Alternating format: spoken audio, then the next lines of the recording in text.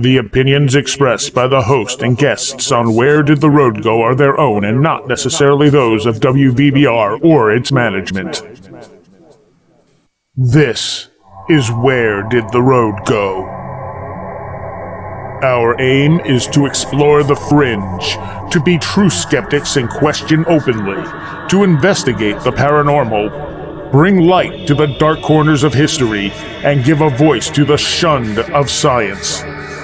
We deal in mystery and the important questions that these subjects bring to light. What is reality? Who are we? And why are we here?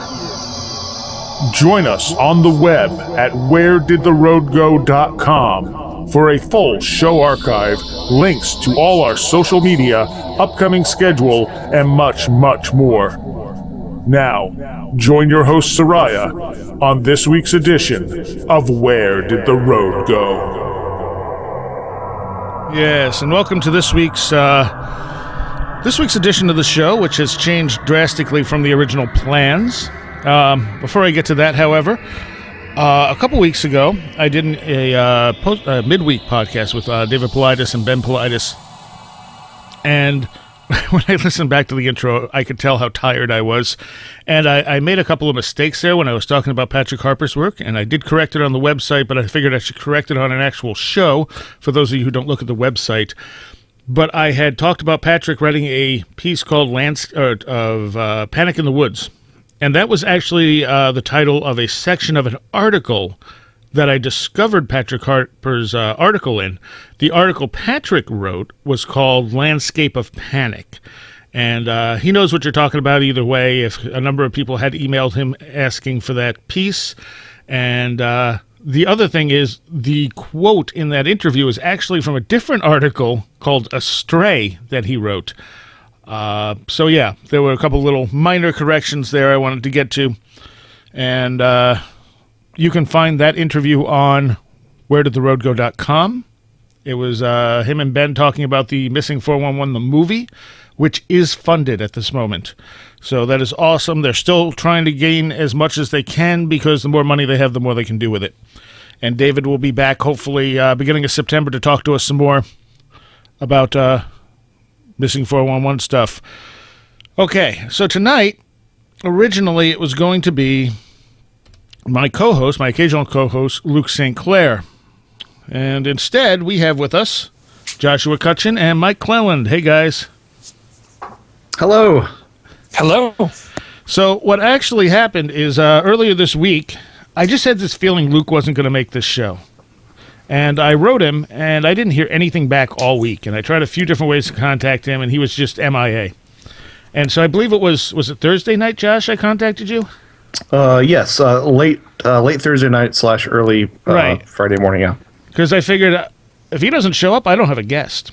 And so I sent a message off to Josh to see if he was interested in coming on, just in case Luke didn't show up. And I had suggested, well, if I don't hear from Luke by Friday night, I'll ask Mike if he wants to join us, because I figured the two of you would make a great combination.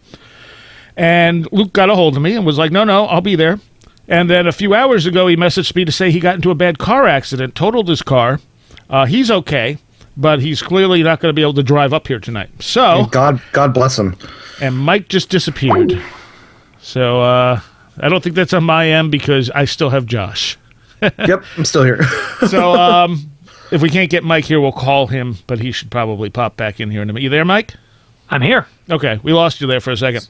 Yeah, I'm not sure what happened. But luckily, Mike was also available on very short notice as of just a few hours ago.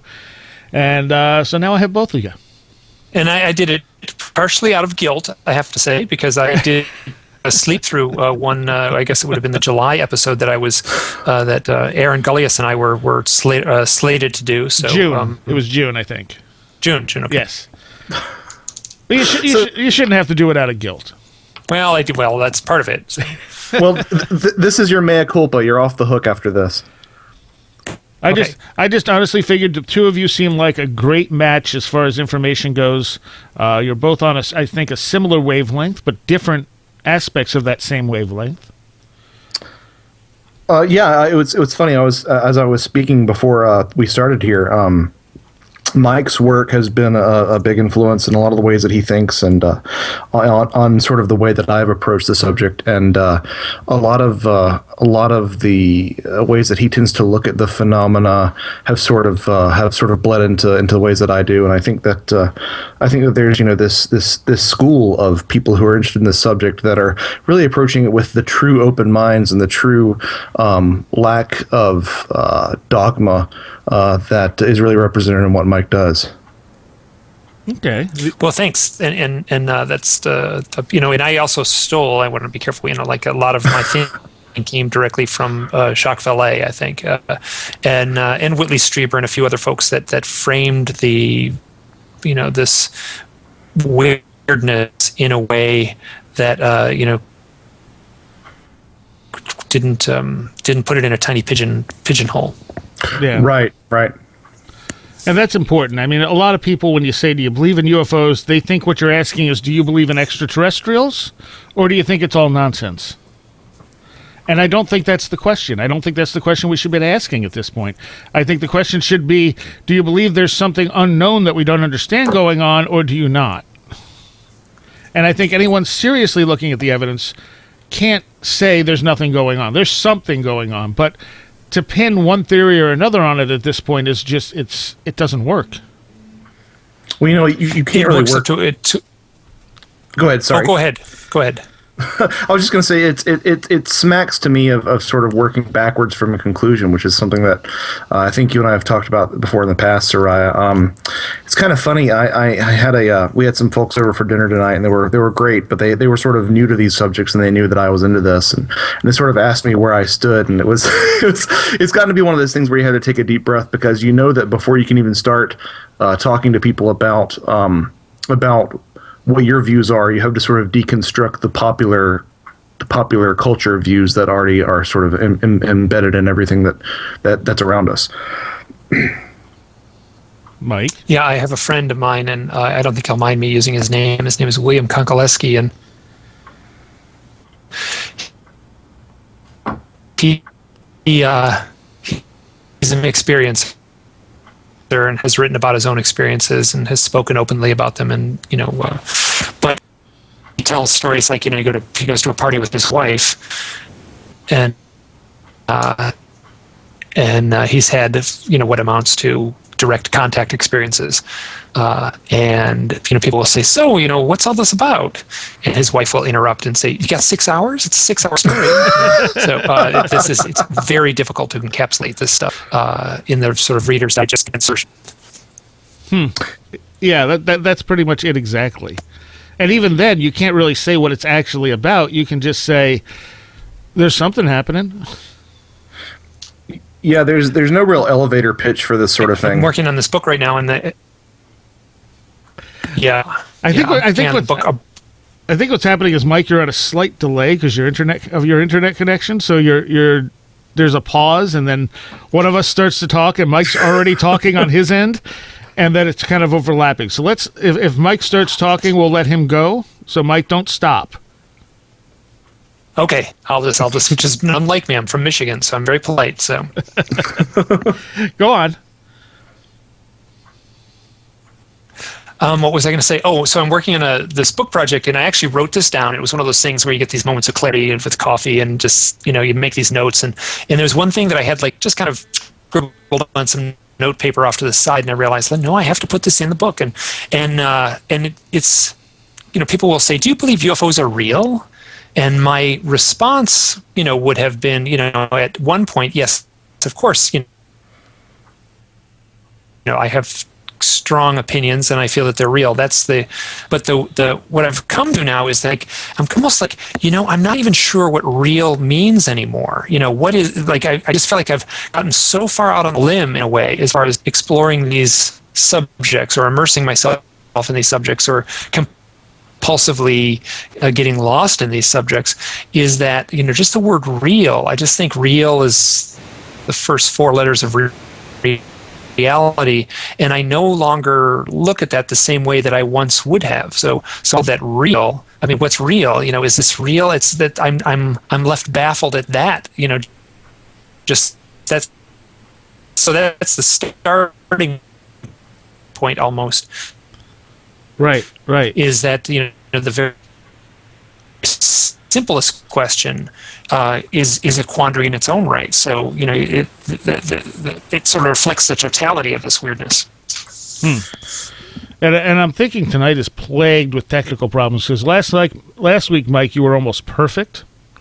I got to the studio here late. My laptop wouldn't start up. When I finally got the laptop to start up, my intro CD wouldn't actually read. And now you're dropping out a lot, which was not happening last week when you were on with Aaron. So I'm thinking there's gremlins. Oh, if you want to just call me back, just do whatever you need to do. Well, I know we have your cell phone number, but I don't want to put you on a cell phone because I'm afraid it's actually going to sound worse. It won't drop out, but you'll be all echoey. Okay. So, we can try just a quick recall. Why don't you just drop out and come back in and see if that fixes the issue? All right. So, Mike will be back with us in a moment. To sort of piggyback on what he was saying, I think that the question that needs to be posed now is less about. That he makes a great point about the nature of reality, and to me, it's almost. Are UFOs real is less of the question, and can UFOs be perceived, and do they have some sort of effect, and that either means an effect on the witness or an effect on the environment, and I think both of those questions are really a resounding yes. And for a while now, I've honestly felt, and I've said this on the show many times before, that we need a new model of reality to really understand some of this paranormal stuff. There's a reason it doesn't fit with our preconceived models. Yeah, it's funny because it's our perception of reality seems like such a it seems like such a done deal, as it were. But when you really take a step back and you think about all of the trappings that go into shaping your world, starting with something like language, which is incredibly pervasive, and going all the way through to the modern scientific method and the way that it really has eliminated a lot of mysteries. If you give yourself, just like as a thought experiment, 5 minutes to question any aspect of that, the whole thing starts to fall over like a house of cards. Yeah. Yeah, that's a perfect analogy for it. Well, and that's less me saying that you don't need to believe in gravity or something, or something extreme like that. But if you just say to yourself, what if one aspect of this is wrong, then it really completely reshapes the way that you perceive things. And the thing is, even when you mention that gravity's wrong, we don't actually know what gravity is. Yeah, it's amazing how many fundamental things we don't quite have a grasp on. I still think that the science is out on exactly why we sleep. Yeah, that's very true. There's so many basic things that we just have no concept of. Yeah, absolutely. Well, I think Mike's on his way back here. Hopefully, I just tried to call him. So okay. Unless he was restarting things, who knows? But yeah, it really does come down to a question of reality. You can deny that there's a UFO phenomena, but you're lying to yourself if you actually honestly look at the data. There's something going on. It may not be extraterrestrial. I don't myself necessarily see evidence that it's extraterrestrial. It definitely disguises itself as extraterrestrial, at least at the moment. Right. It's one of those things where I feel like we really need to always sort of view this through a cultural lens. The only thing that I sort of sometimes have a problem with is we always say, well, it's playing to our expectations, right? So nowadays when people see aliens, they will see, grays, basically. Right. But my problem with that, and believe me, I'm a big fan of that, but my problem with that nowadays is, well, what happens when you have somebody who's completely uninterested in this phenomena, who experiences this and experiences a lot of the hallmarks of the experience? It doesn't seem, so are they drawing on like the shared cultural notion of what this is, or is it on an individual basis? Because I think there really is an individual component here. Like, these experiences are often highly personal, but at the same time, there is an impersonality to the way that they adopt cultural norms, if that makes any sense. Yeah, absolutely. Well, yeah, there's also the idea, when you look around the world, it's the first world countries that are getting the grays. The third world countries are not getting the grays. They're not exposed to it in the media the same way. So you have to say, it's everywhere in the media now. It's such a prevalent concept, the grays. And so many, even if you're not interested in it, you're going to be exposed to it. Right.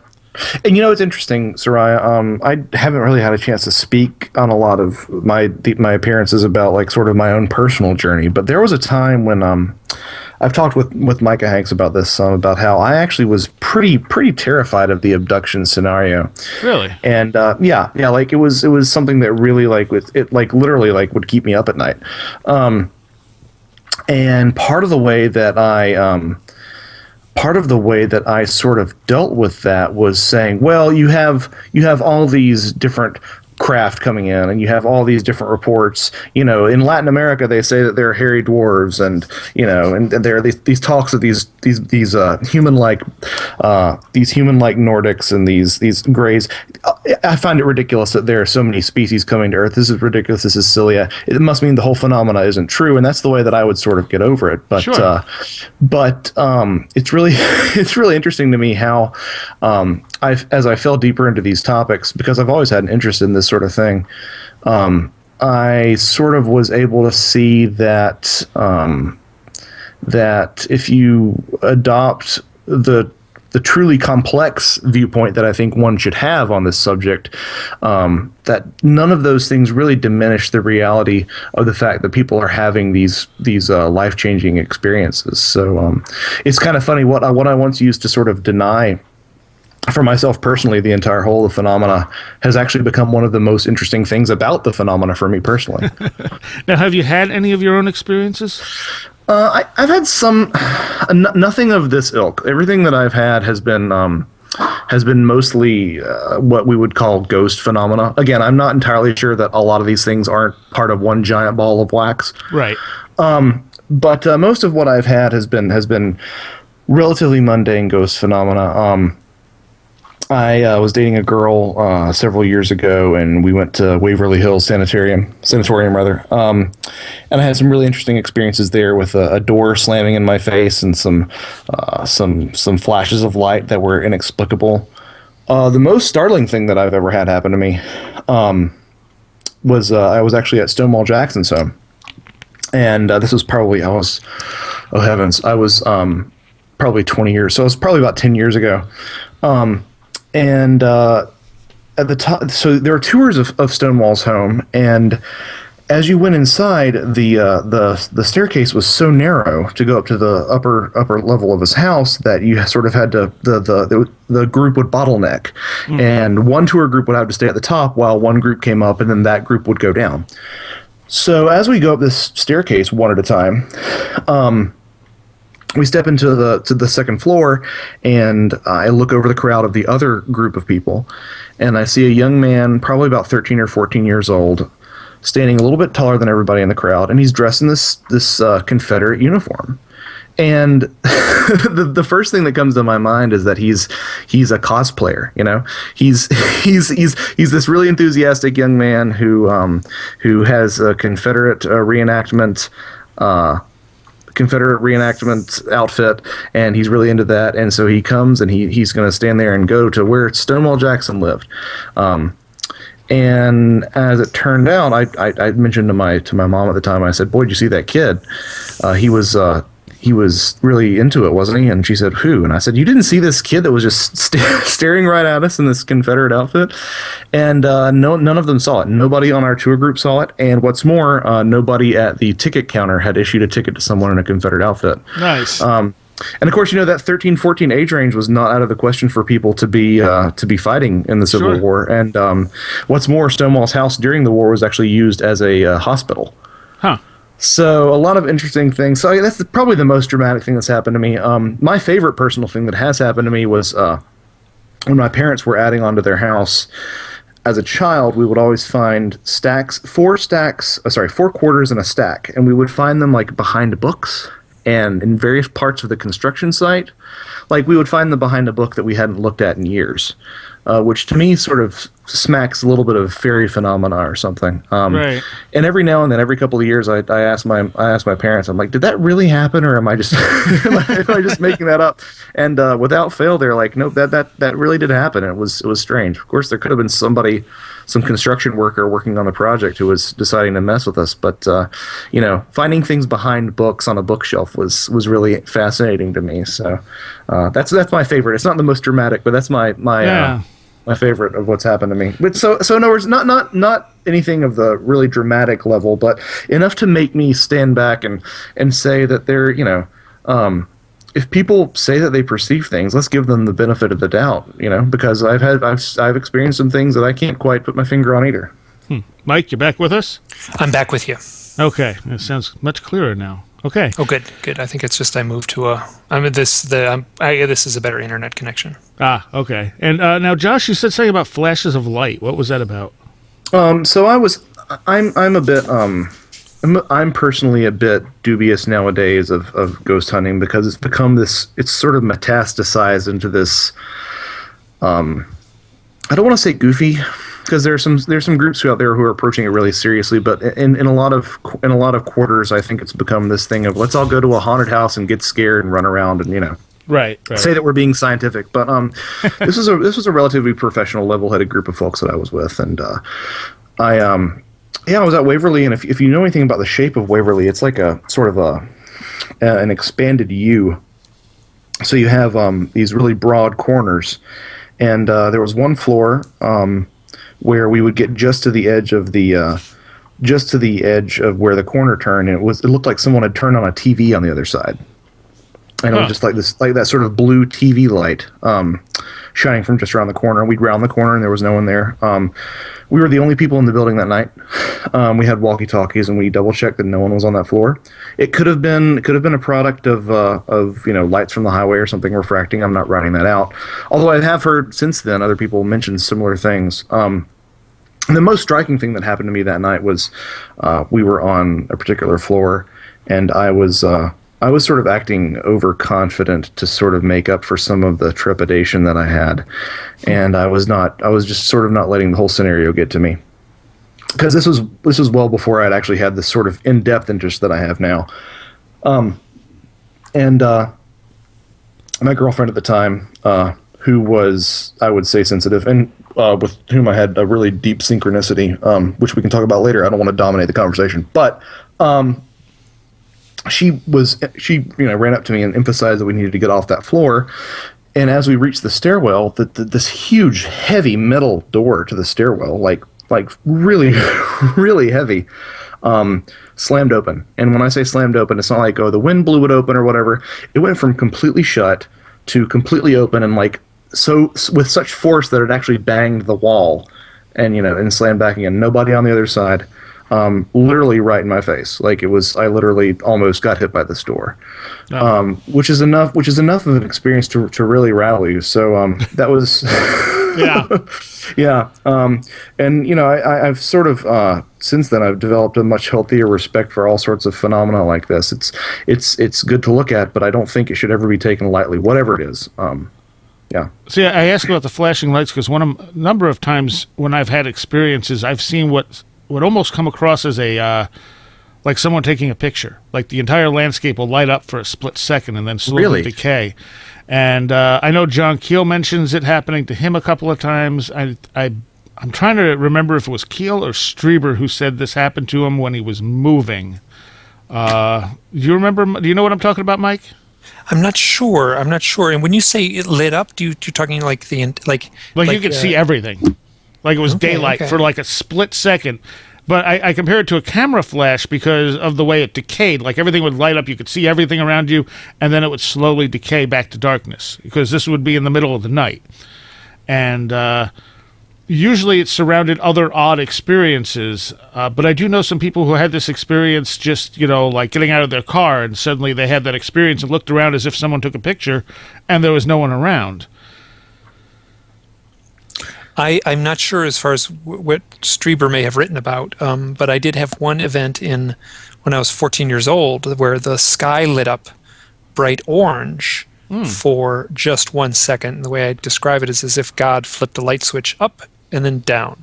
Just click, click.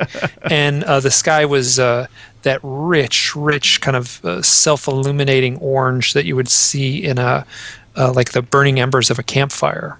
And I will also add that I arrived 2 hours home 2 hours late getting home that night. Interesting. Do you have a lot of missing time you've found doing this? No, I have only one event that I think qualifies as missing time in my experiences, and that would have been that event in 1974 as a 12-year-old boy. Okay. And you just put up a piece that from your book too on your website. Which is something I wasn't sure. You're talking about the hemisync? Yes. Yeah, okay. So this is, how to do this. You got 6 hours? Well, this is basically a Bi-aural that you were using. This was a hemisync is a Robert Monroe from the Monroe Institute who pioneered the out-of-body experience. Thank you. It's he also created this thing where you put on headphones. I think he did this in the 1970s. And it's kind of interesting because when you listen to it, it has that kind of, I guess it sounds analog, basically. So on one ear, there's one beat, and in another ear, there's a slightly offset beat. And somehow or another, they're supposed to bring your two brain hemispheres into sync. I'm not sure if it actually does that. And these are just meditation tapes, pretty standard kind of stuff for meditation, just relaxation techniques.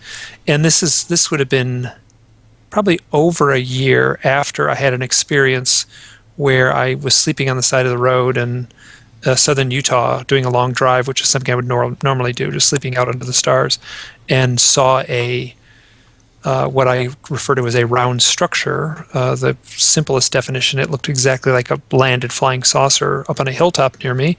And I just looked at this thing and I kind of went, it's odd how that looked just like a flying saucer. Oh, I'll just go back to sleep. And to tell the story properly takes a half hour. I think you did on the first time you came on the show. I think if people want to hear the whole story, they can go back to that first appearance. But I didn't tell this part, which was some many months later, perhaps over a year later. I don't exactly know the date. Sitting on my house, at my house on a little meditation stool that I made myself, and quiet, and just listening to these tapes. They're about a half hour long, and I didn't know what was coming up in the tape. It just is this, it's Robert Monroe's voice, and he was a radio guy in the 40s, so it sounds like a radio guy from the 40s. And he says at one point, and now take the fingers of your right hand and touch your forehead, and the memory that has been plaguing you will be revealed.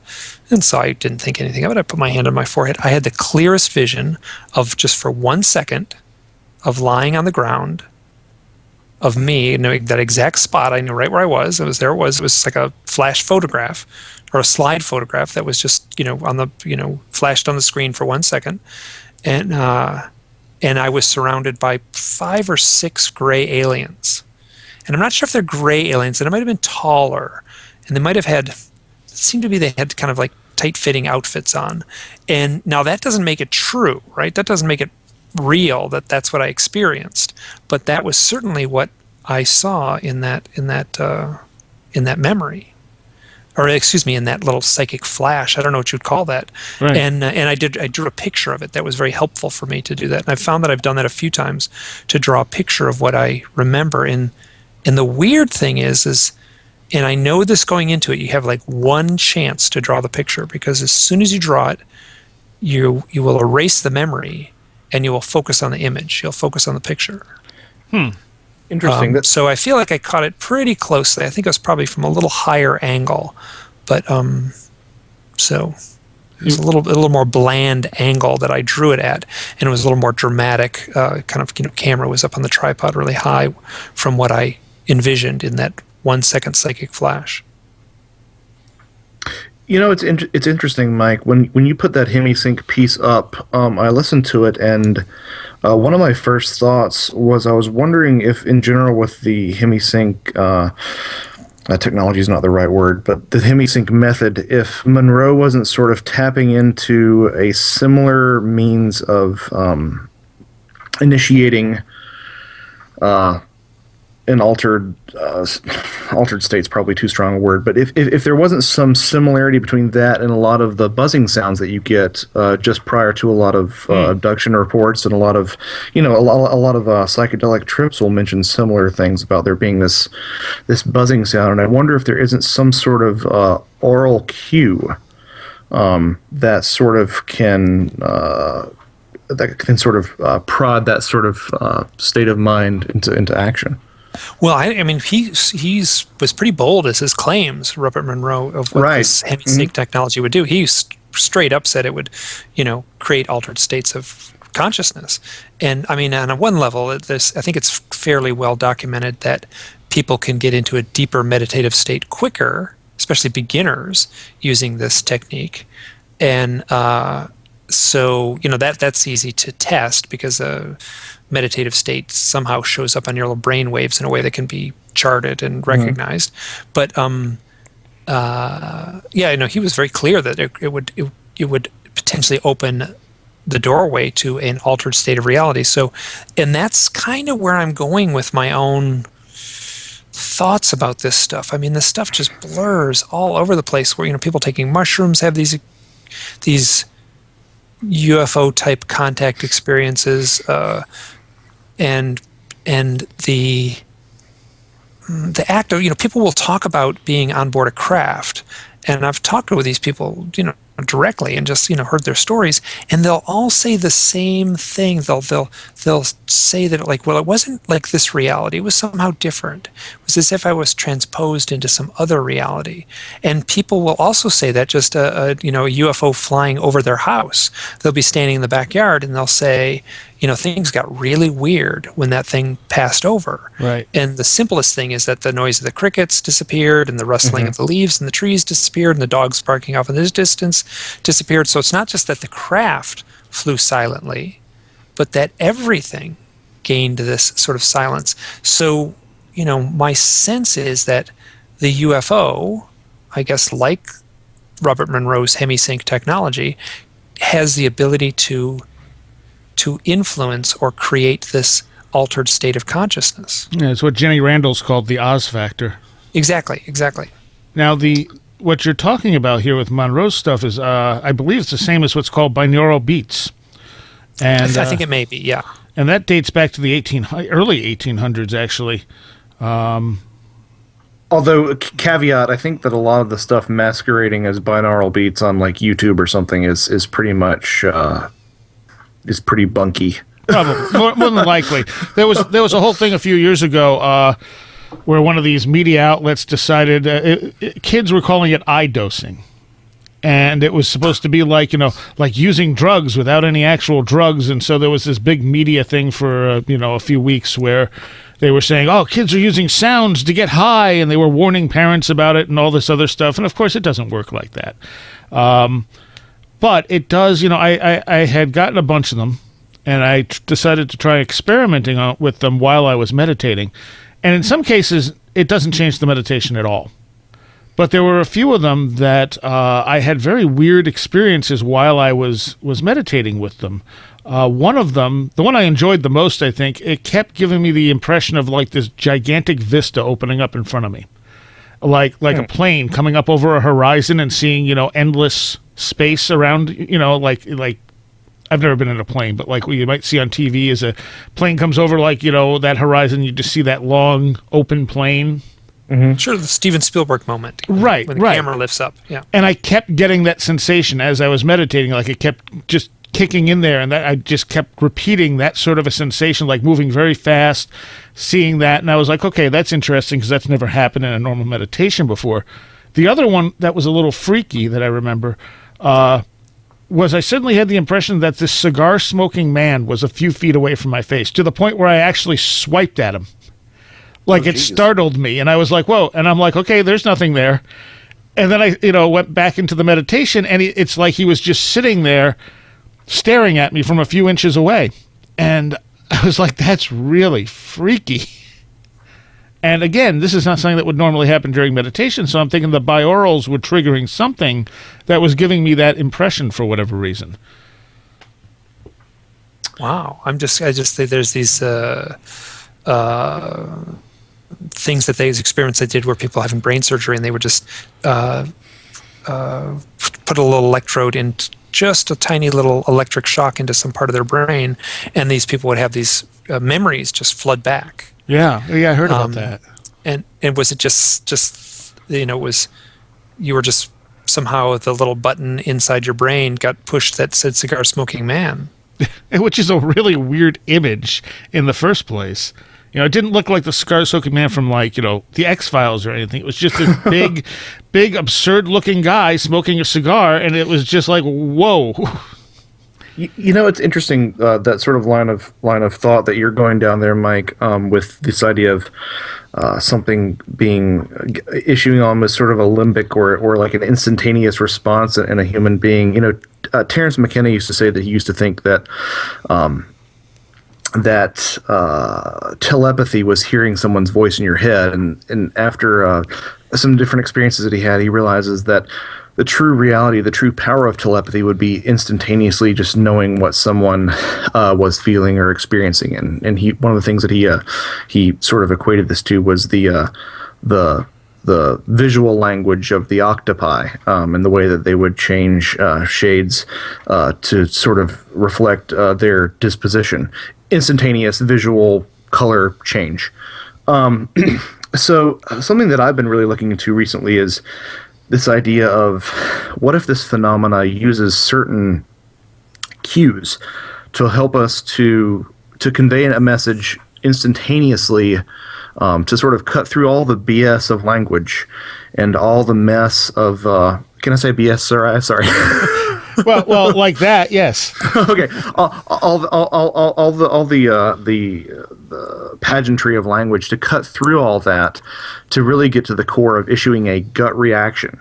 So, like I said, some of the stuff that I'm looking into now is really seeing if there isn't some sort of way that this theater isn't used to immediately grab someone and have them have an unconscious reaction to whatever's happening. Yeah, and I mean that's what abductees talk about when they talk about being confronted by the gray aliens or any alien. That's one of the tests that UFO researchers give, is that if the person tells their story and says, yeah, the alien moved their mouth and spoke these words and I heard them through my ears, then the researchers pretty much takes their report and throws it in the wastebasket. But the people will describe a totality of emotion that is transferred along with these messages, right, of universal love or visionary experiences. So that makes perfect sense that this limited thing we call language would prove useless in a race of multidimensional, or beings that could access some multidimensional range that we can barely perceive. Yeah, and language is such a limiter, and it's when you use language, you put things in boxes, basically. Well, I mean, yeah, not only do you put it in boxes, but there's, at the same time, not only do you put it in boxes, but there's wiggle room too. If I say red, well, yeah, that puts it in a box, but it also could mean one of 1,000 different shades of red. It's also loose and it's ambiguous at the same time. Oh, absolutely. But I think, part of the problem with studying this stuff is that, like we said at the beginning, people say, UFO, and immediately, instead of thinking unidentified flying object, they think spacecraft. Yeah. They think extraterrestrial. Micah actually ran a clip a few weeks ago of someone giving a report saying, well, I don't really believe in space aliens, but I know I saw, a UFO. And he was just, like, in his mind, he was equating UFO means space aliens. And he was having trouble with it because he didn't believe in space aliens, but he knows what he saw. And instead of saying, I saw something I couldn't identify, it just went there automatically to him. It was synonymous with space alien. Yep. Yeah, that makes that. I mean, that's how to say it. If we could go in a little time machine and go back to ancient Greece and stand on the streets of Athens, we could, immerse ourselves in the ancient lore of the Greek mythology, and I feel like that. Now as academics, we can still talk about Greek mythology, and it's helpful to know the lineage and the stories and how it all fits together. And I think that we're doing the same thing in a way now. We have this lineage, this mythology, and this way we frame things as far as saying that the aliens are from another planet and they're here Right. visiting us in a metal spaceship. And I think that in a way, I feel sometimes you got to frame it that way, the same way that you would read an ancient myth, and it just that's how it reads. Even though I'm highly doubtful that Zeus lived on Mount Olympus. Right. And is it Stephen Greer who put the like list of all the different aliens and where they're from visiting the Earth? That might have been. There's other people who've done the same thing. Yeah. And I find, when he goes out to the desert and they can summon UFOs, and people have said, no, I definitely saw lights. And when we concentrated, I'm thinking, shouldn't that give you a hint that these things are not extraterrestrial? That they're interacting with your consciousness somehow, assuming that it's not, that he's not finding some way of scamming them altogether, which I'm going to assume he's not, that he's genuine in this. I would think that if you can bring these things to you, it's not impossible they're extraterrestrial, but there's an interaction with consciousness that to me suggests something deeper.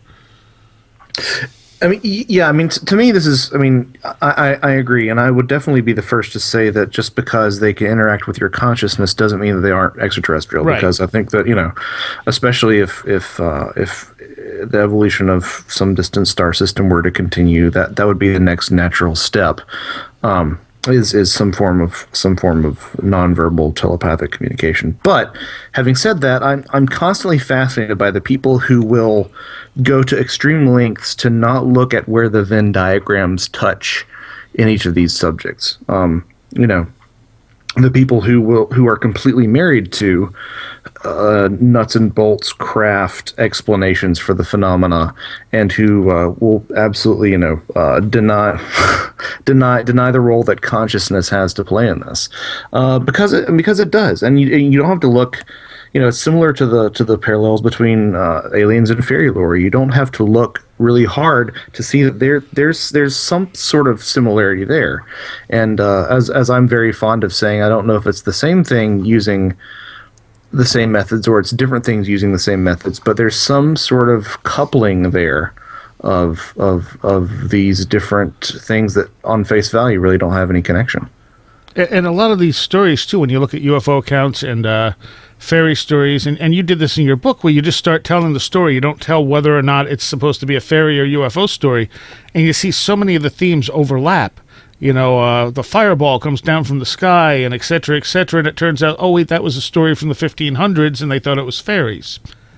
Yeah, it's for me, like, the list is just, the deeper you go, the more that those similarities really tend to unfold and give you even richer and richer parallels. I mean, something that really surprised me in the book was to find people who, there was one story where they accused the fairies of being star worshippers and not Christians, or the people who the tendency for there to be shorter elves or fairies being overseen by a taller, more lithe entity is something that I think that not a lot of people have really talked about, and it's incredibly fascinating to me.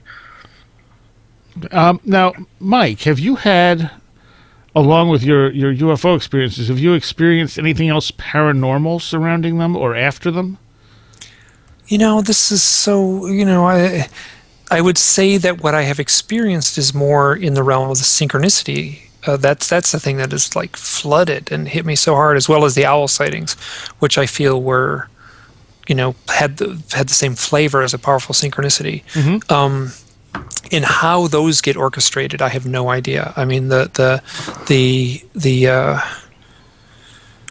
orchestrated clues that get set in my path, that how on these things that only I could decipher. There's some things that I talked about. Obviously, if I talked about that stuff with the round structure on the hilltop, there's this stuff that took place with a map, that all these divergent events lined up exactly on a map, and I did it on Google Maps so you could zoom in and pinpoint it. Now it gets even weirder, because if you have a paper map, right, so Google has like an algorithm how they make their maps and stuff like that, and then if you have a paper map, there's a different algorithm, right? So if you take a line and stretch it from one side of southern Utah to another, on a paper map, it's going to line up differently than it will where you can zoom in on Google Maps.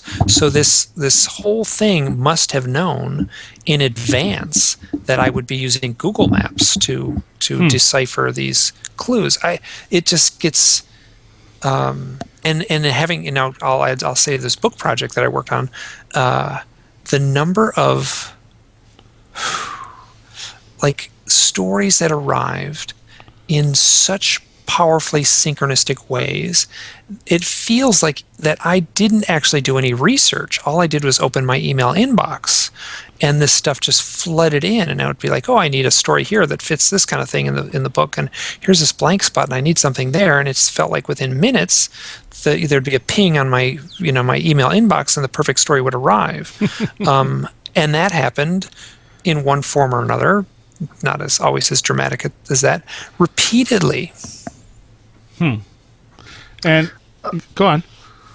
Well, I was just going to interject, because literally, Mike, when I heard that I might be talking to you, this question popped into my head this morning, and it may be completely a complete non sequitur, and it may be not very important at all. But with your work with the maps, I'm sure you've seen the representation of the longest straight line that you can sail on Earth, and how spread across a map it looks like a sine wave.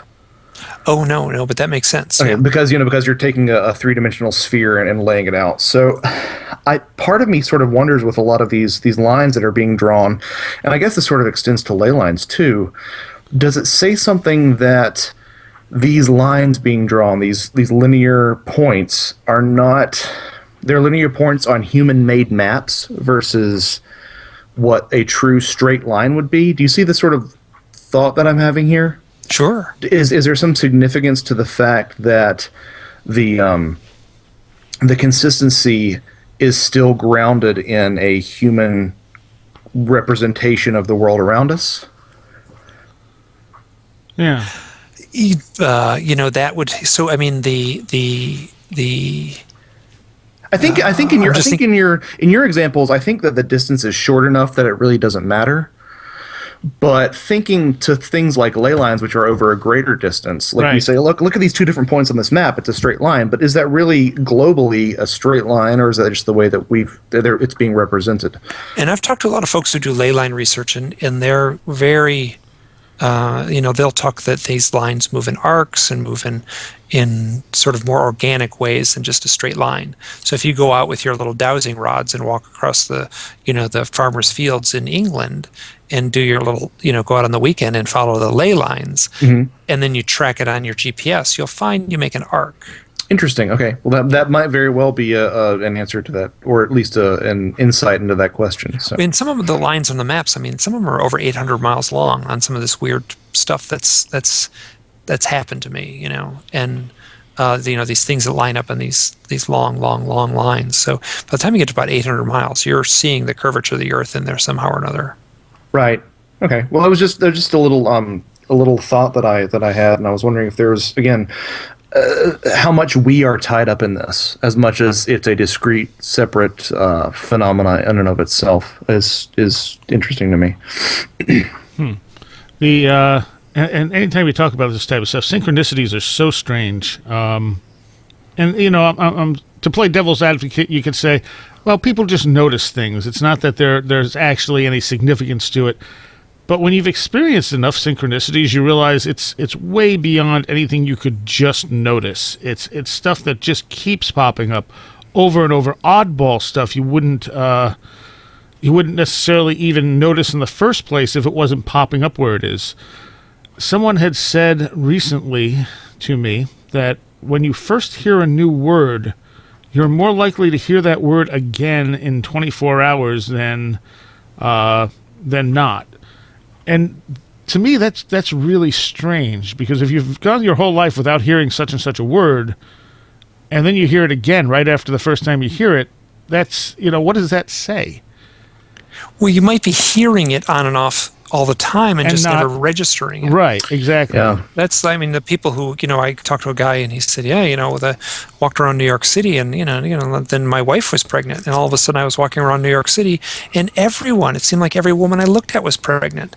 And I don't think that actually is, I think he was just had a heightened level of awareness of that one issue, and he was, he was tapping into it in a way that, I guess the human psyche is a filtering mechanism in a way. Like if we dealt with every little thing in our line of sight and every little thing that makes it to our ears, we'd be overwhelmed. So we are not input receivers. We're actually almost input filterers.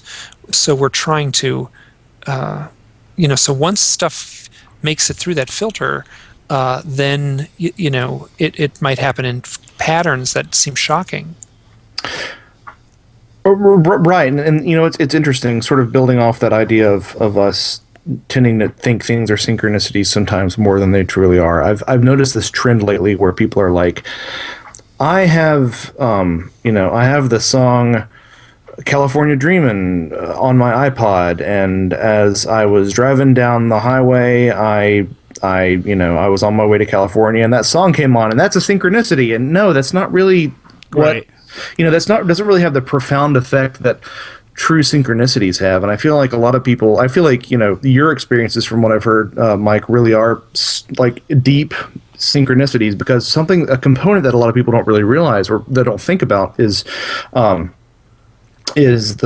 depth which these things mean, the depth of meaning which they have to the experiencer, and oftentimes the depth of a story which is involved behind these particular events. If it takes if it takes 30 seconds to tell, it's probably not a synchronicity. That's a coincidence, which is different. And the definition of a synchronicity would be a meaningful coincidence. Right, exactly. And I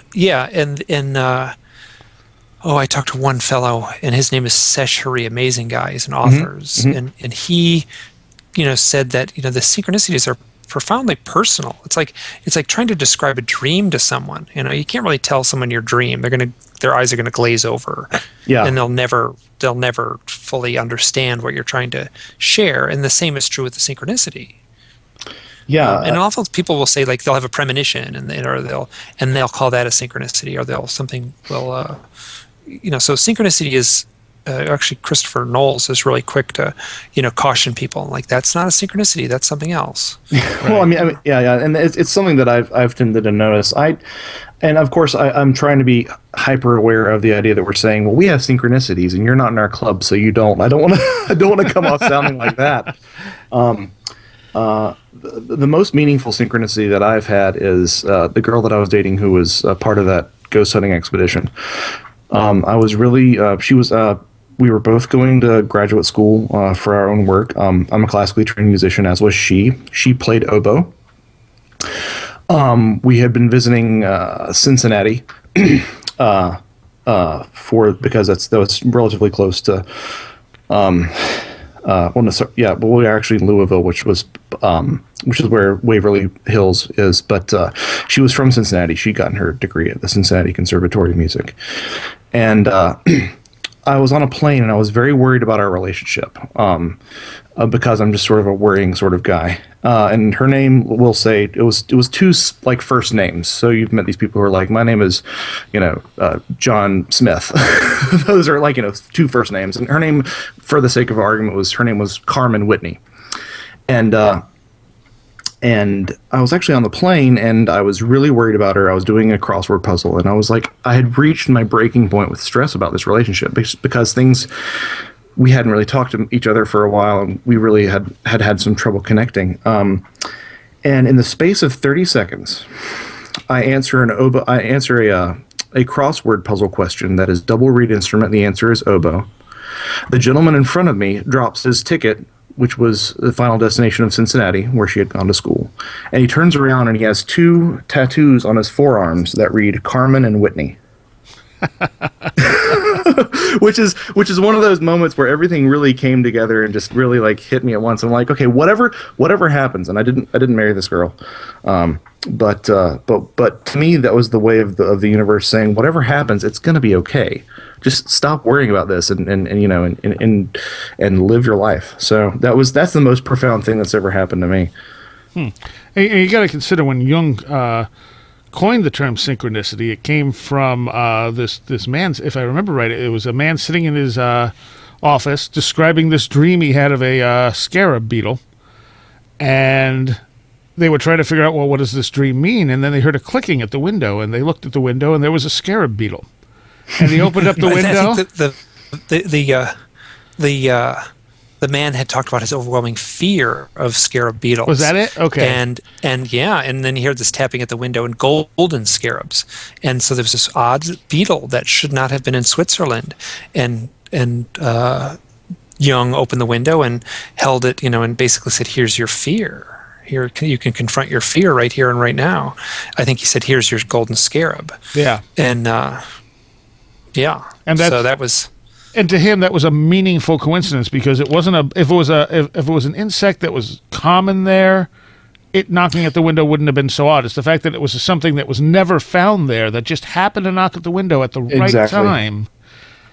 There were a number of factors there that came together that he described as a synchronicity. Plus, it had such a profound effect on the guy that this happened.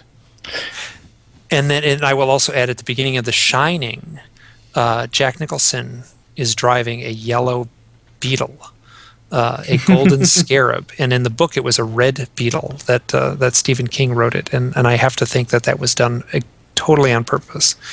So. Oh yeah, well, there's so much stuff in The Shining that whatchamacall put in there. What's his name?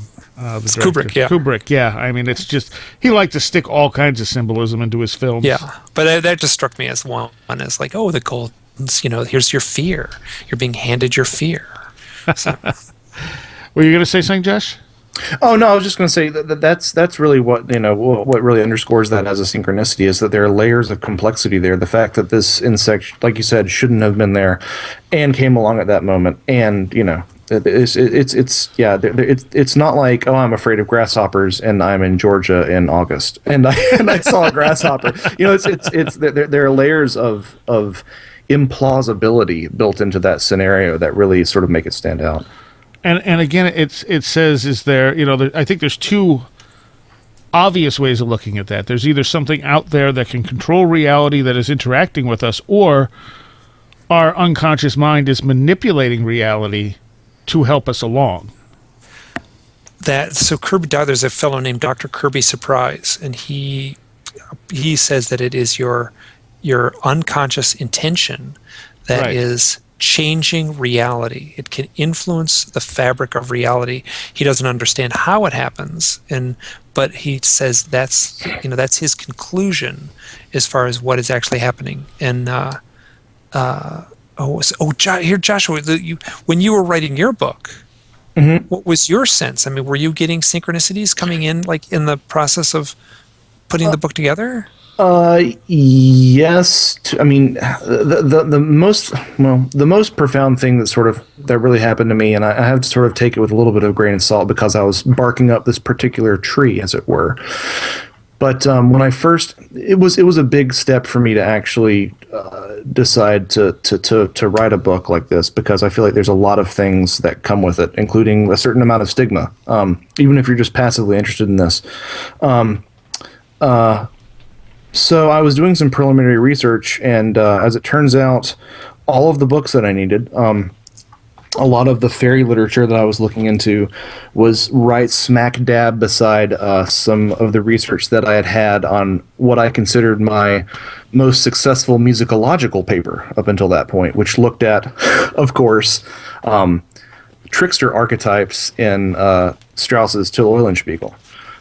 So here it was almost as if to me, the library angel, as it were, was saying, you did a good job with this, and right here, literally 3 books over from these books that you checked out and that you lived with for such a long amount of time is what you need for your next step. So that to me was really the most profound thing that I didn't have I did not have any experiences where I put something out into the universe and it sort of just gave me this sort of feedback in my inbox. I wish I had a direct line like that.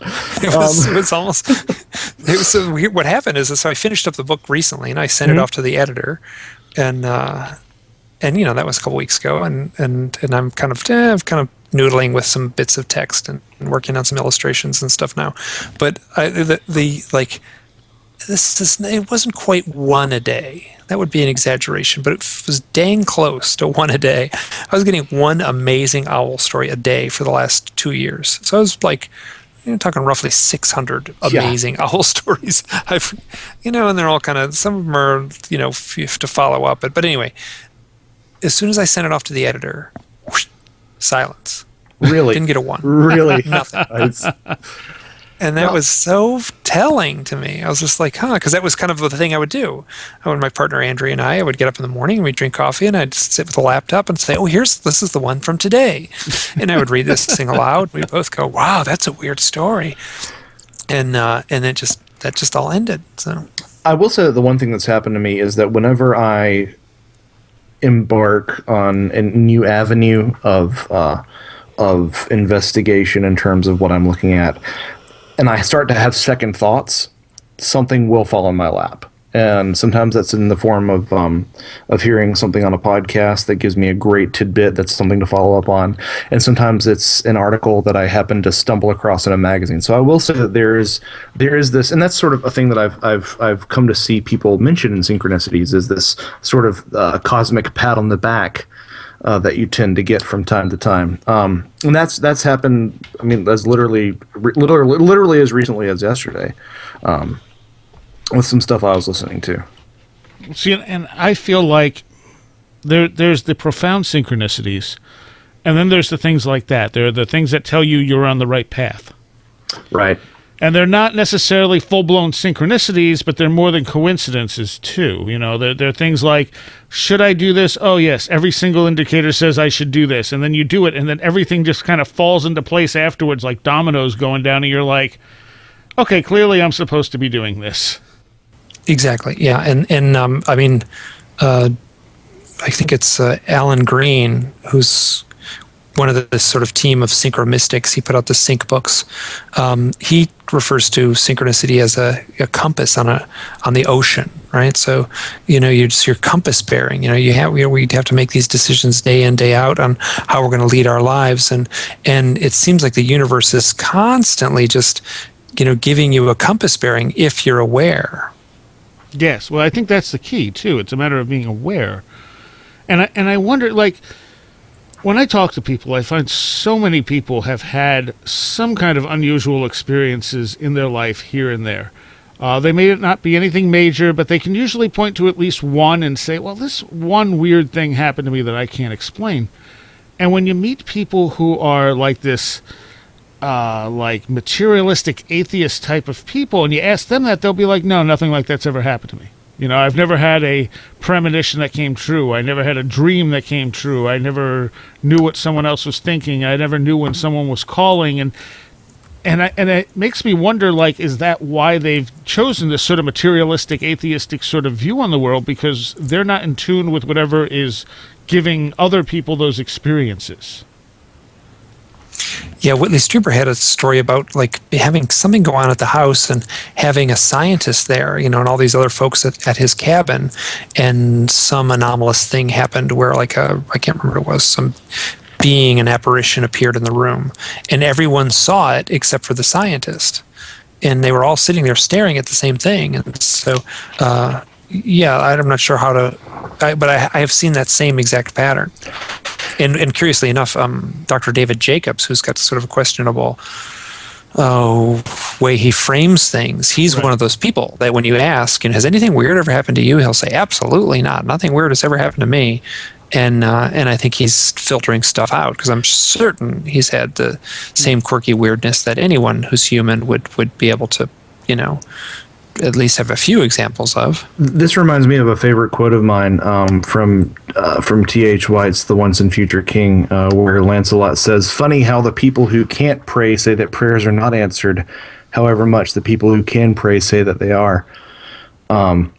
Which really sort of ties into, I hate to say believing is seeing, because I don't think that being a true believer in this field is necessarily a virtue. Right. But I will say that being open-minded is.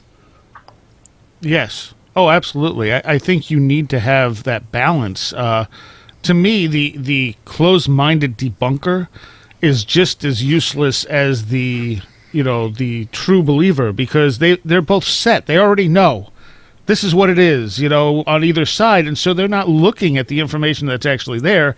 They're only looking at the information that supports their belief, and everything else just gets explained away or ignored. Yeah, and it's one of the things, again, Mike, that I've admired about you is I always notice how you tend to frame things by saying, "I get the sense that," or "from what I've seen," and that I think that's again, I think that's a virtue, is to always make sure that your own line of thinking passes your own smell test. Yeah, and I cannot tell you how many times I've written that word. I just finished up this big fat book. It's probably going to be well over 300 pages. And how many times I must have written the word seems. Mm-hmm. It seems that this could play out this way, and from what I can tell, it seems, because I simply can't say, there's only a few times I say I know something, and maybe twice in the book. And I do it to sort of full effect, like I'm very aware when I write that, but man, do I dance around because you can't, you can't. Oh, no, say, of course not. Especially when you're telling someone else's story or even your own story. It's like, it's sure, the vibe I get from the stories. Sometimes two stories will be completely divergent. People will tell like one story and then another story. And I'll get these pragmatic folks that are like, well, those are two different stories. And I'm like, don't you see they're the same story? Mm-hmm. They have the same feel? And well, like, no, I don't see it at all. Yeah. So. Well, and again, we've come full circle to, are UFOs real? Well, my experience tells me this, but what does that even signify? Yeah. Well, I had, and I think I told this on Jim Harold's podcast. I had a very weird experience early on, probably when I was, I would have been maybe about 20 at the time, and there was this old graveyard for mental patients for the local sanitarium, all unmarked graves. They're actually trying to correct that currently, but there was like an old Jewish cemetery, there's a Civil War cemetery, and then there's all these graves of like mental patients who had no family, and they just buried them in this field. And the place had just so much weird phenomena to it, and I don't know if it's because it was a graveyard or if it was just a spot that happened to have weird energy, and that's where they made a graveyard. But we're up there, and I have a list of experiences that have happened up there, but one of them that struck me as particularly curious was we're standing there, there's three of us, and the tree we're standing next to that faces the field, there's a cliff that overlooks the lake. We're standing on this cliff, looking at the lake, talking, and the tree behind us just starts shaking. Huge tree, it just starts moving back and forth, like something gigantic grabbed a hold of it and is shaking it. And I'm thinking, okay, is this some big buck? This deer with huge antlers just rubbing its antlers against this tree and shaking it? Because that's what it would take to move this tree. And I'm hearing like a ka-clunk, ka-clunk from the other side. You could feel it through the ground. And the two people with me start freaking out. And me being used to this type of stuff and always kind of keeping a calm demeanor with things, I'm like, all right, I'm going to walk over and see what that is and hope it's not a buck that's going to charge me. And so I walk around the side, and as soon as I get to the point where I can see the other side of the tree, it stops. And there's nothing there. I'm like, huh. And I walk back, and it starts doing it again. I walk back over to the side, and it stops, and there's nothing there. And I'm like, well, this is really weird and interesting at the same time. And I walk back, and my one friend is just losing his mind at this point. He's like, how can there not be anything there? And my other friend's also freaking out. And when I turn to him, and I'm like, he says something like, what are you guys talking about? And we're like, the tree. He's like, what about the tree? We're like, the tree's shaking? He's like, the tree's not moving. And I just sat there and I'm like, really? You seriously don't see the tree moving? And this then really freaked out my other friend, who, of course, is seeing the tree move and doesn't understand how he can't. And I'm thinking, what is this telling me? Is this showing me that people don't quite always see the same reality? Is he filtering stuff out? Because this is someone who had seen stuff when he had been with me other times. In fact, when I originally remembered it, I thought it was the other way around, because this guy had been with me with so many other experiences that it didn't seem like he would be the one that didn't see it. When I found my notes, I'm like, really? Huh, that makes it even more interesting. But what does it say that he couldn't see that tree moving so viciously back and forth? Somehow your consciousness was, was the tree physically moving back and forth, or was it your consciousness that was affected? Was there, I don't know, was it the nature fairies like messing with your mind, or was it the occupants of the UFOs like just out of range up in the sky, using technology that would create the illusion, And but at the same time, me and my other friend saw it. So two of us saw the tree shaking and one didn't, while we were standing right next to it. Yeah, I mean, were they just messing with you? Yeah, I mean, there's lots of stories of people being in the car. They weren't messing with me. That's no. You mean the UFO occupants, or the nature fairies? Were they messing with you? I mean, or perhaps there's even a some sort of biological marker that the two of you shared that your other friend didn't, or some sort of disposition. Something, and maybe even a shared experience that you have both gone through that made you more open to that, to perceive that. Yeah, and that's entirely possible. And I walked away from it with what was the lesson I was trying to be shown here? And it's that you can't always trust your senses, and not everyone is always going to see the same thing, especially when it comes to this phenomena. Yep. Yeah. And it was really one of the more inexplicable things that happened. And I realized from my notes, they went home, and then I went back up there because I wanted to see if anything else was going to happen, and got the entire Oz effect thing going on. Like, it was just dead quiet, no sounds, and I'm walking around going, okay, well, there's something going on. And nothing else really happened other than that, but, I mean, it just said to me there was some weirdness about at the time. Well, and for me, I'm personally always more impressed by experiences from people that where they jump to the prosaic explanation, like you did with it being a buck. Where their first knee-jerk reaction is to think that it was something mundane, and then upon further reflection see that there is something stranger there, as opposed to being like, the tree's moving, the elves must be shaking the tree, or something like that. Or an invisible Bigfoot, which is actually one of the things that has been suggested. Yes, or an invisible Bigfoot.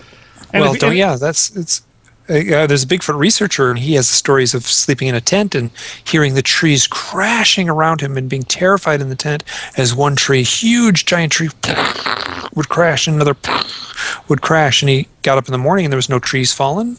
Everything was fine. And I have another woman that I've spoken with who tells the same thing at her house. She was hearing the trees crashing and was afraid the house was going to get knocked down because these huge trees were going to crush her house.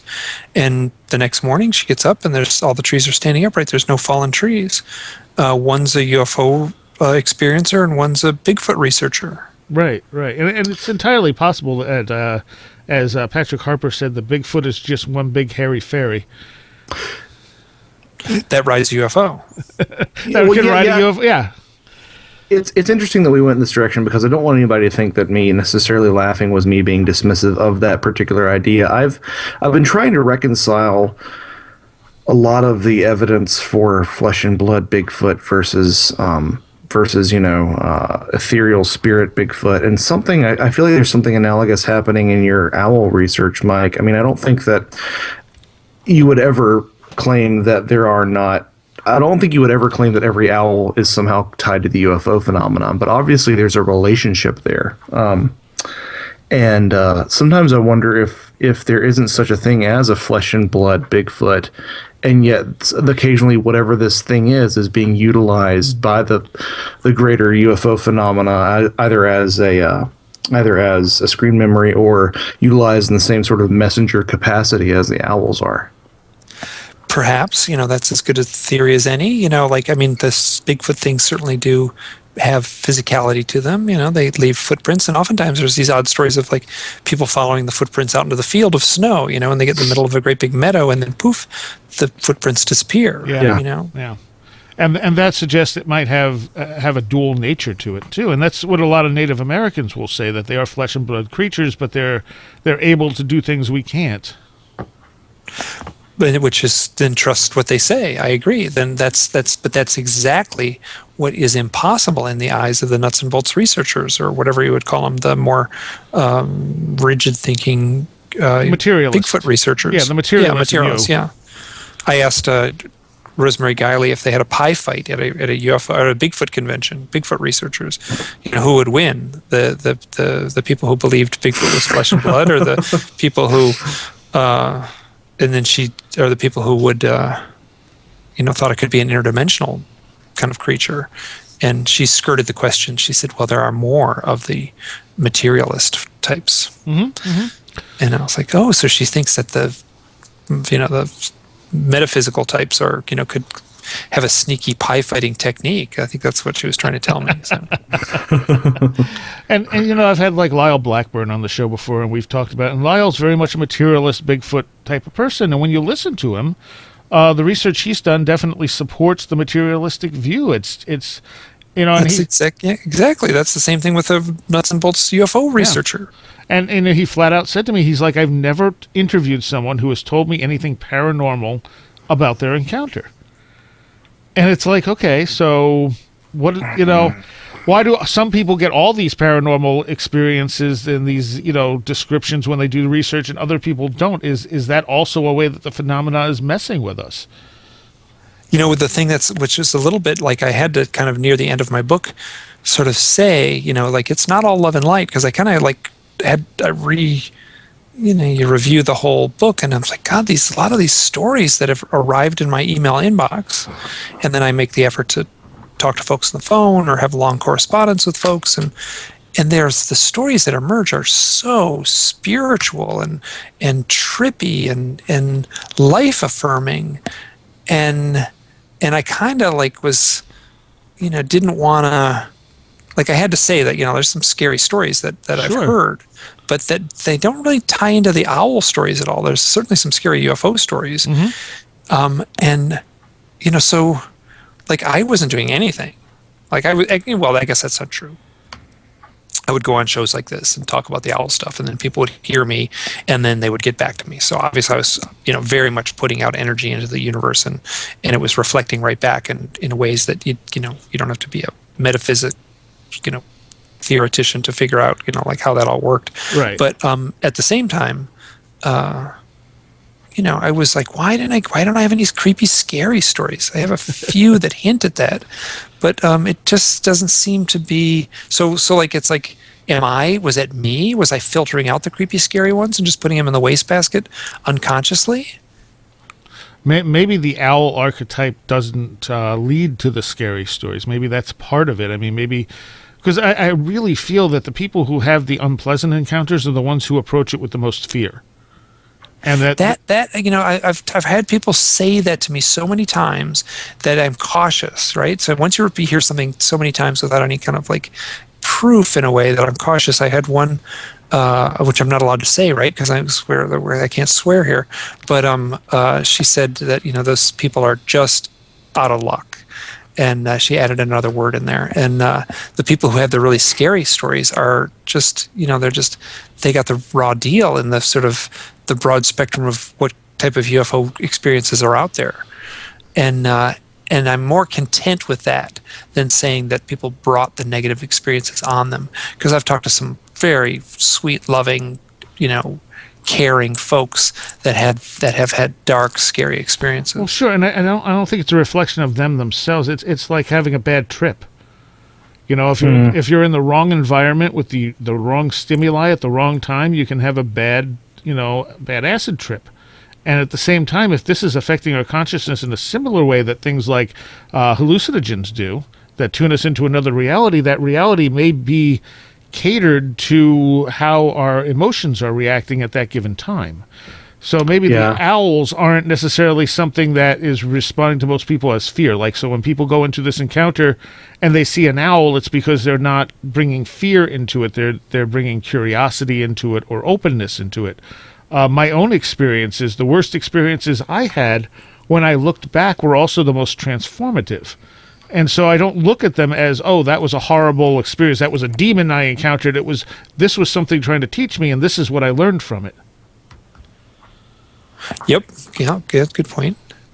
Yeah, I mean, I think hindsight is also a critical component of any human experience, and I think this sort of ties back into some ideas about how we've come to be conditioned to think that there is no inherent spiritual benefit to, say, suffering or something like that, and Right. when that actually might be the crucible in which your true nature is formed. And of course, in the end, we always have to ask, why is that? Mm-hmm. You know, what? I have friends who like complain, like, oh my God, that person over there, everything goes their way. Everything they're happy. They got great grades in school. They're got a great job, and then, and I'm like, yeah, but those people, they're boring. So I think that says it all. that was a little harsh, I think, but I think you know where I'm getting at. Yeah. Yes. So I mean, it's like these things, these traumas, these ordeals, these whatever, getting thrown in, crushed under the treads of life experience, will make a really robust, engaging, interesting person. True. Potentially. And I think we kind of end here at the same way we started, kind of wondering what exactly reality is, because our models just simply don't encompass the stuff we just spent 90 minutes talking about. The accepted scientific model of reality just doesn't encompass these things, and they're not things that people are making up. There's plenty of experiences there. I think that we actually just we don't understand what reality is. I think that's the key. And because we don't understand what reality is, we don't understand what we are. So when we're interacting with these things that are something very different from us, we just can't wrap our brains around it. We have to be, we have to allow the playfulness of the universe just to have its way at times, and not get. I think when I was, I've talked to so many people in the UFO field who said something to the effect of, when I stepped into this arena, I figured I'd give it a couple of years and I'd crack this, I'd figure it all out. And I guess I had the same thing. I had the same thought, I'll look into this thing, and I've had these experiences, and I'll whatever. Right. Go through hypnosis, and then I'll be all cured. And none of that has happened. So, I think that's part of this. It's like unknowable. We're confronted with something, like a Zen koan in the sky is forcing us to think differently. Okay. Yeah, I think that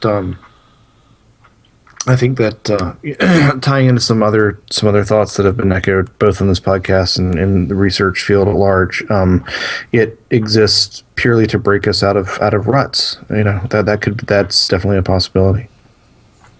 And that's humanity's rut too, I think, and that's a little grand way of saying it, but I think humanity isn't we're on the wrong path, and I think that any thinking person would agree, and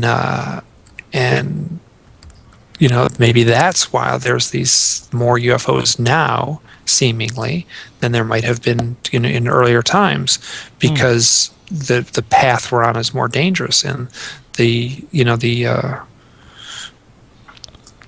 need for a new form of thinking, or the need to get out of our rut, is all that more prescient. Mm-hmm. All right. So your book is probably coming out when, Mike? I would be cautious to say, within a month would be too soon, and maybe 2 months is a little more accurate. Okay. A couple months right. from now. And what's your website? My website is Hidden Experience, and that's all one word, hiddenexperience.blogspot. You can just Google my name and owls, and it comes right up. All right. And Joshua, your book is out. Mm-hmm. Sorry, go ahead. No, go ahead. Go on. I was just going to say it's a Trojan Feast out on Anomalous Books. And your website is what? My website is joshuacutchin.com, all one word. Okay, and you do have some blogs and stuff up about different paranormal stuff, but it's more than just that, isn't it? Absolutely, yeah. It's also sort of a hub for a lot of my music as well. So I try to keep it updated. I should be having a new blog post up tomorrow. So nice.